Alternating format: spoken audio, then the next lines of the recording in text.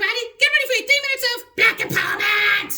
It's official. California reparations is a dud. No cash payments and no protections from California state anti-black policy. And it ain't just the off-code monkey puppet saying it no more. All you goofballs who are in denial about it are finally hearing it from the horse's mouth.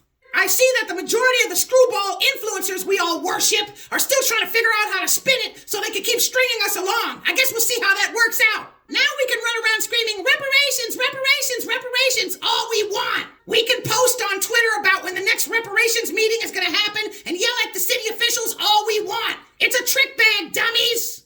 I'm not any happier about this news than any of you are, but it's time to wake up to reality. The race exterminators are out to destroy us, not give us a bag. Yes, we are responsible for making reparations part of the national lexicon, but now white supremacy has taken control of the narrative. I've said it before and I'll say it again. It was irresponsible for the new black media to influence us down this path of blind hope. We've been demanding reparations without any force backing our demands. So what we've really been doing is just begging. White supremacy knows what we're owed and they don't care. The system was designed to make sure that black people do not win. Just 1 week after the California reparations panel voted that whatever reparations we get would be lineage-based, I wrote this letter to Gavin Newsom. Dear Governor Newsom and Secretary of State Weber, descendants of American slaves, foundational black Americans, nationwide are recognizing California's reparations efforts. Frankly, we are stunned. We have long held and continue to hold the belief that the United States of America cannot and will not survive politically without righting this specific wrong. It is immensely encouraging to find out that you may agree.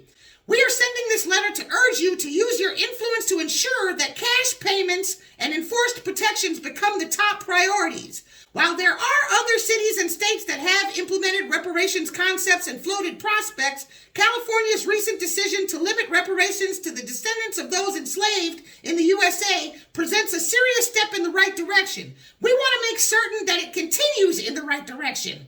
Economic starvation is the very basis of slavery. In the 160 years since slavery ended, foundational black Americans have been the central target of every economic depravity imaginable, from denial of fair wages and housing to state-sanctioned domestic terrorism. Other groups such as Native and Japanese Americans have received financial compensation.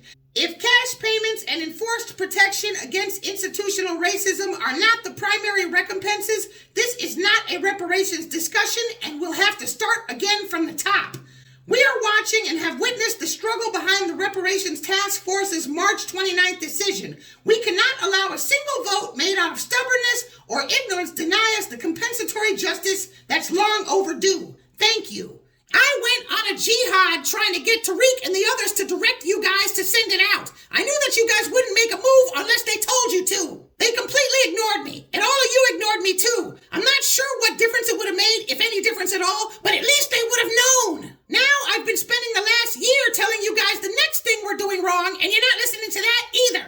You're doing the exact same thing. You're letting the scammers that we all worship make you think that a Biden loss is in the bag. That is not true. Their only proof that Biden is losing is from YouTube stories and news articles from the propaganda arm of white supremacy. So essentially, what the new black media and other black empowerment types are saying is, hey, sit back and go ahead and play on Twitter. We got confirmation from white supremacy that Joe Biden's already losing, so don't worry. That is a mistake. Just sitting back and depending on that while the world passes us by might be the biggest political blunder in all of black history. Again, the reality is that the vast majority of black voters, the ones who are going to be deciding the next presidential election, are still in line to vote for Biden. I don't care what you heard or what your friends said. I know a couple of your buddies said, hey, I'm voting for Trump. That can't be the reassurance that we're depending on. Even if black voters are not going to vote for Joe Biden, the least we could do is pretend like we think they are. It'll be a safer move. This is shaping up to be the second most important presidential election in American history. White supremacy may be depending on blacks to help them save the white supremacist system. We cannot let that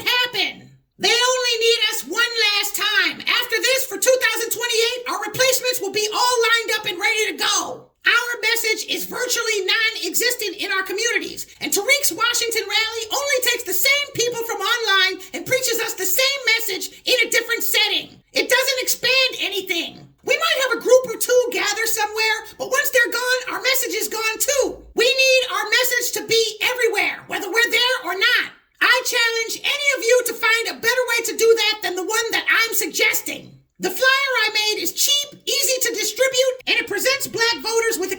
argument to withhold their votes. If we get this flyer in every black neighborhood, I estimate that it could shave 2 in 10 black voters off from Biden. Family, regardless of where a Biden loss leads, we have to make certain that it happens. I personally believe that it will lead to the angles getting so twisted that America will become desperate to reassert itself morally back on the world stage again. The only choice that they'll have is to show the world that they're finally doing right by blacks.